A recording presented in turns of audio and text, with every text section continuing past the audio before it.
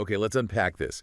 I think we all walk around with this quiet confidence that we can spot a scam. Oh, definitely. We all think we're too smart for it. Right. Like you get an email from a supposed prince offering you millions of dollars, or, a message filled with bizarre typos asking for your password. Yeah, the classic stuff. Exactly. And you just hit delete. It feels easy. It feels like a totally solved problem. But the reality is the deception has stopped looking like a scam. It started looking exactly like your daily workflow. It really has. I mean, we are operating on a fundamental misunderstanding of the current threat landscape right now. Mm. The distinction between a legitimate digital interaction and, a highly sophisticated malicious simulation, it's effectively vanished. And understanding the mechanics of that vanishing distinction, well, that is our mission for today's deep dive. Yeah. So we are pulling apart the data from the fourth edition of the State of Cybersecurity Awareness Report, specifically the Human Awareness in the Age of AI Phishing 2026 edition. And we really want to focus on how generative AI has just completely broken our old phishing defenses. Like, we need to figure out how organizations can defend the human layer of their networks when the rules of the game have undergone this massive structural shift. Well, and the old defenses, they relied almost entirely on visual anomalies. Right, the typos. Exactly. For decades, the primary defense against phishing was teaching people to look for those glaring red flags. Bad grammar, weird sender addresses, generic greetings like, "Dear customer." Yeah. But generative AI has obliterated those anomalies completely. The baseline for an attack is now perfect grammar, perfect formatting, and hyper-personalization at an enterprise scale. It's like old phishing was essentially like a clumsy burglar wearing a striped shirt, like a telemarketer dialing random phone numbers with a generic, poorly translated script, just hoping someone would stay on the line. That's a great way to put it. But AI phishing is entirely different. It's chameleon.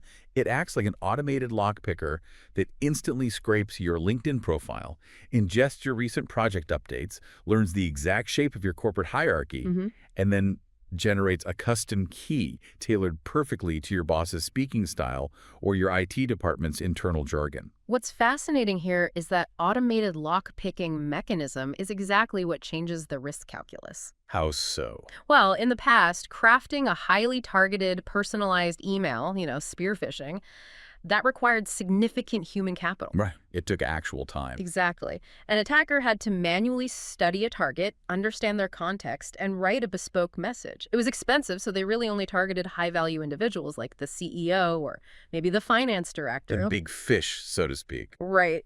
But now, large language models enable that level of hyper-personalized deception to scale instantaneously. Wow. A threat actor can deploy 10,000 unique context-aware spear phishing emails across an entire organization in seconds. In seconds? That's terrifying. It is, because every single employee is now treated as a high-value target. And, the numbers from the 2026 report, they map perfectly to that escalation.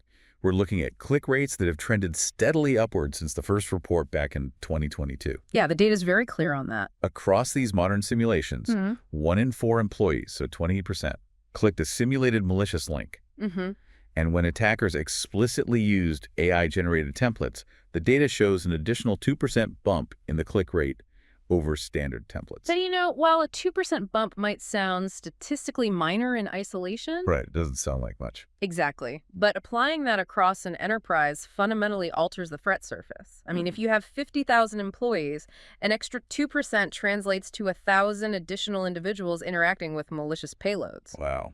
Yeah, when you put it like that. It provides direct empirical evidence that the complexity of the AI generation is successfully bypassing the mental filters of the workforce at scale. Okay, so let's follow that logic. A 28% overall click rate is staggering. If you launch a campaign, more than a quarter of the recipients are opening the door. Right. But the report reveals an even darker metric, I think, because clicking the link is bad, but it's really just the top of the funnel. What happens after the click is where the architecture actually crumbles. Yeah, the report defines this as the funnel of deception. Let's look at the actual mechanism of a campaign here. Okay. So 66% of employees open the message. Okay. 28% click the link inside. But the critical telemetry is the bottom of the funnel. 8% of the users who clicked proceeded to submit their credentials. Wait, 8% actually typed in their usernames and passwords. Yes, they handed over the keys. That is wild. I mean, the report summarizes this with a really brutal line, which is clicking is curiosity, submitting credentials is surrender. It's the ultimate surrender because curiosity is just a human reflex. You see a link that looks relevant to your current project, you click to investigate, but surrender is a complete system compromise. Credential submission is the most dangerous behavior an employee can exhibit. Because they now have the actual password. Exactly. It shifts the attack from an external threat to an internal identity-based threat. The attacker is no longer trying to break in, they are logging in. Okay, but let me play devil's advocate and push back on that for a second. Go for it. If I'm running a modern enterprise network, I've deployed zero trust architecture, multi-million-dollar endpoint detection, advanced firewalls, all this tech. Right. If an employee accidentally types their password into a spoofed Microsoft 365 portal, shouldn't my technical defenses recognize the malicious intent and, block the attacker's lateral movement? You'd think so, right. But technical defenses are designed to look for anomalous packets, unauthorized access attempts, or malware signatures. Okay. But credential harvesting operates entirely in the identity layer. Once the attacker has the validated identity token or the correct login credentials, the telemetry looks completely legitimate to the system. Oh, I see. The firewall doesn't see an attacker running an exploit. It sees Dave from accounting logging in to access the shared drive, exactly as he is authorized to do. Wow. This is why credential harvesting bypasses technical defenses entirely.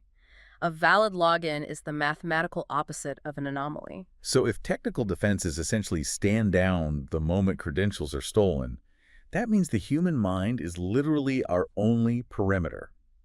The technology can't save us once the keys are handed over. That's exactly right. Which means the training has to shift from just, don't click suspicious links to actively verifying the digital environment. Because these landing pages look perfectly authentic. They have the right hex codes for the corporate colors, the correct fonts, the exact single sign-on layout. And because of that blind spot, anti-credential harvesting training is the most vital component of modern security awareness.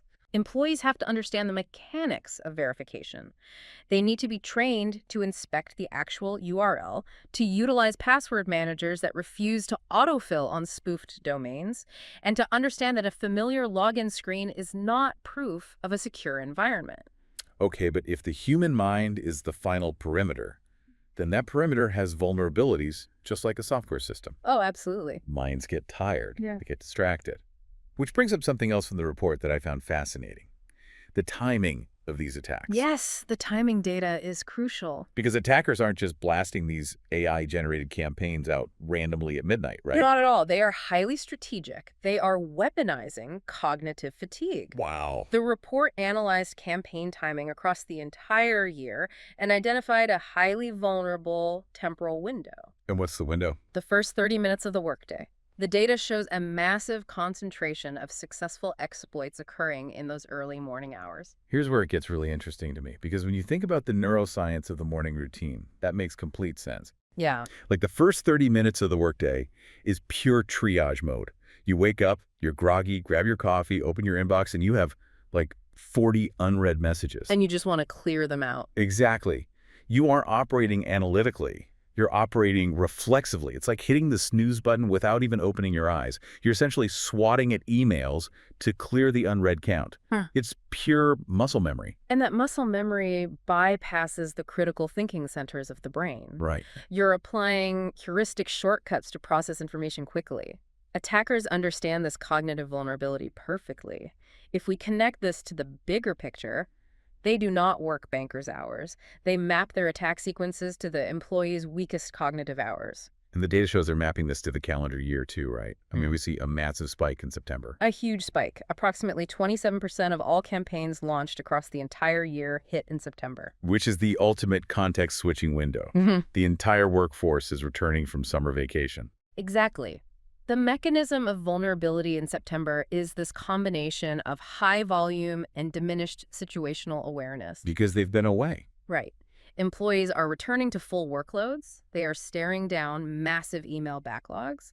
And because they've been removed from the corporate environment for weeks, their baseline for what constitutes normal internal communication has degraded. That makes a lot of sense. It is the perfect storm for an identity-based attack to slip through. Furthermore, attackers utilize social engineering hooks tailored to artificial urgency. Like what kind of hooks?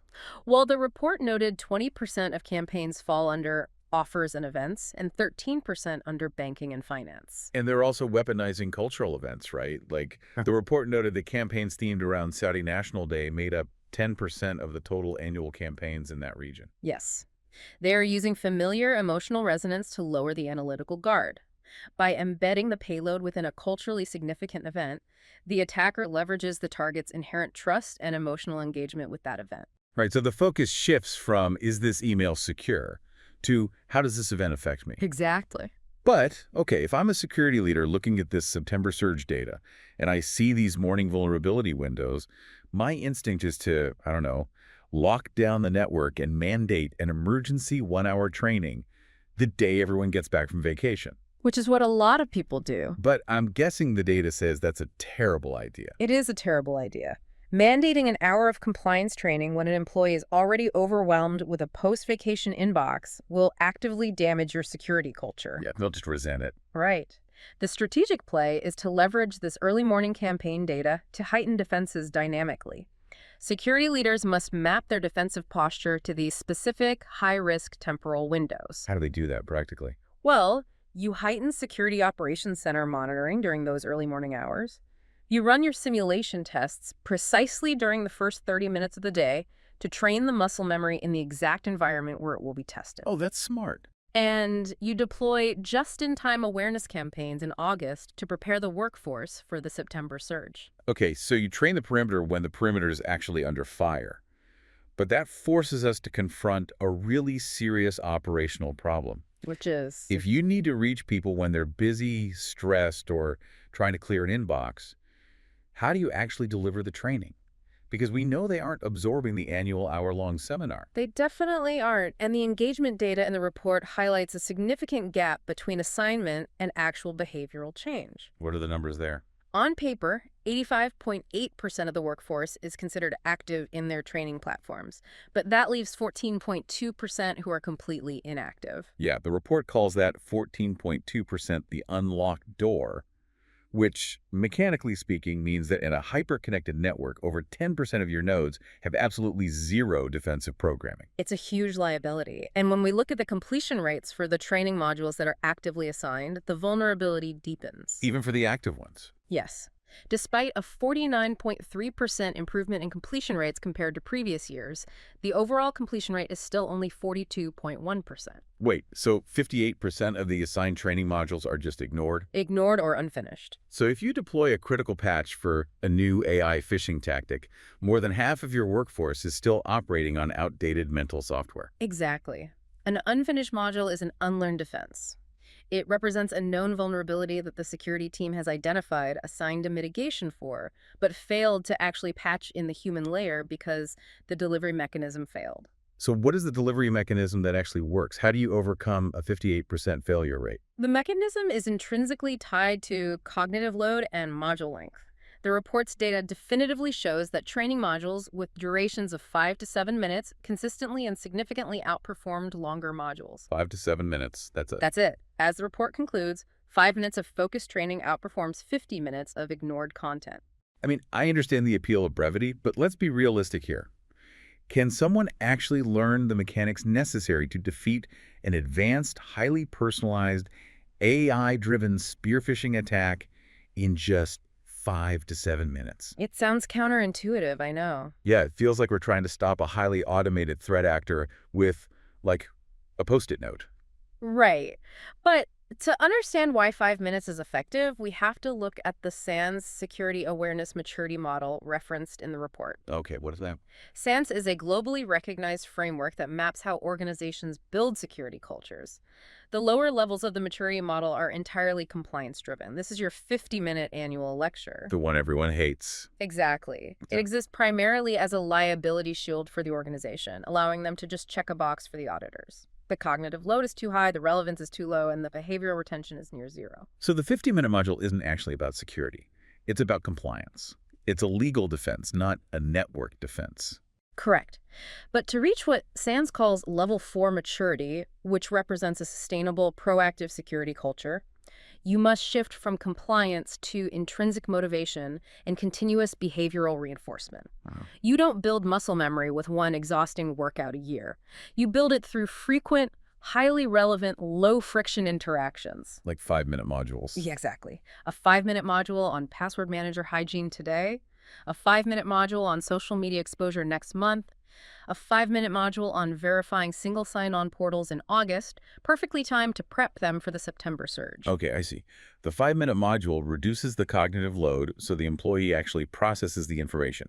You aren't asking them to become cybersecurity experts. You're asking them to update one specific heuristic shortcut at a time. And because it only takes 5 minutes, they don't view it as an interruption to their workflow. They actually complete it. Yeah, and the top topics mirror the actual threats, right? Like phishing, password security, social media security. Exactly. They directly mirror the vectors attackers are currently exploiting, but the curriculum is useless if the completion rate is 42%.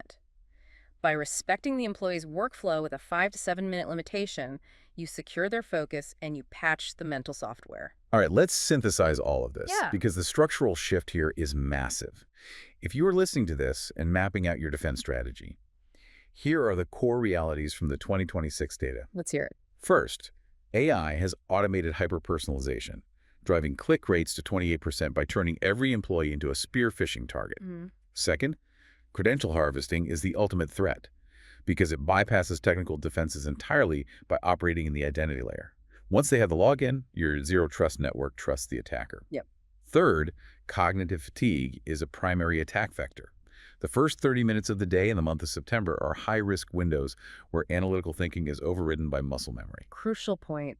And finally, patching the human perimeter requires shifting from 50-minute compliance lectures to short, targeted 5 to 7-minute behavioral reinforcements. That's a perfect summary.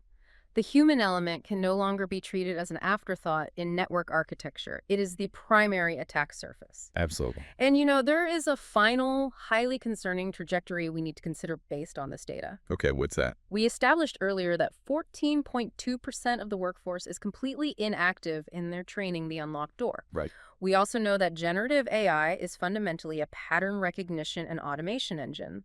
Currently, threat actors use AI to blast the entire organization with personalized lures. Yeah.